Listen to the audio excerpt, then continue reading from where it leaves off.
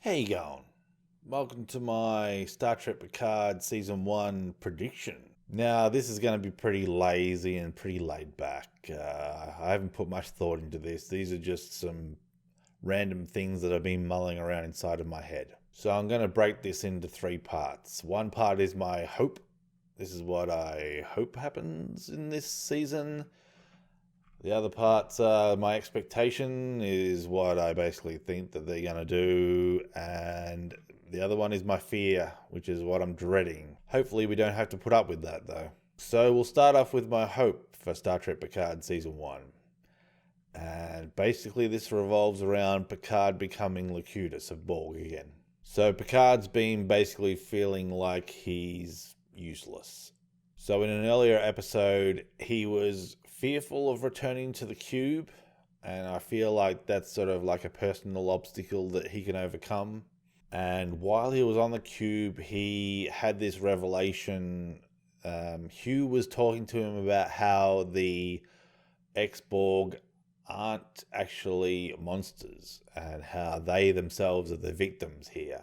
And I feel Picard kind of felt some empathy towards the Borg. And there was a scene where Picard was in his office and he was looking up some data on the Borg cube, and the image of Locutus of Borg was overlaid over his face, and it matched perfectly, a little too well. I feel that's kind of symbolic of where this season is heading. And in episode 8, 7 of 9 said something about how the Borg can't be reawakened without a voice. The voice of the Borg. And Locutus, I believe, means voice. So Locutus of Borg was the voice of the Borg.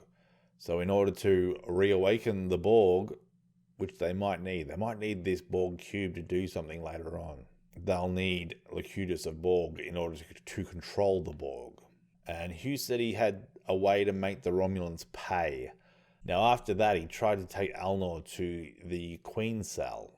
So if Picard becomes Locutus of Borg, he'll have entry to the Queen Cell through 7 of 9. And while Picard was on the Borg cube, one of the ex-Borgs identified Picard as Locutus. So if he returns to being Locutus, they will follow him.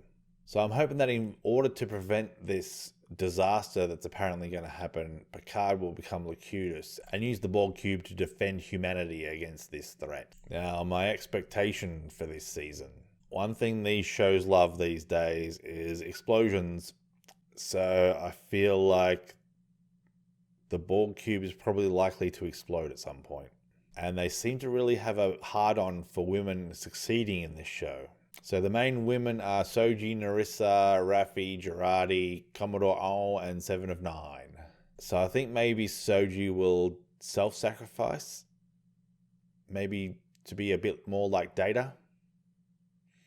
But because there's more of her, there's multiple Sojis, she'll never actually truly die. And I think that Narissa's going to fail in her attempt to do whatever she's trying to do, destroy the synths or whatever they are. But I think she'll be beamed away right at the last minute for the third time in this series. I think that Commodore O will turn up with the squadron, and Riker, for some reason, will have been forced into service by the kidnapping of his daughter. So Commodore O might get killed, but I think it'll probably be at the hands of another woman. I'm guessing maybe Girardi, like her murder boner, will come in handy at some point. Speaking of Girardi, she needs a redemption arc here.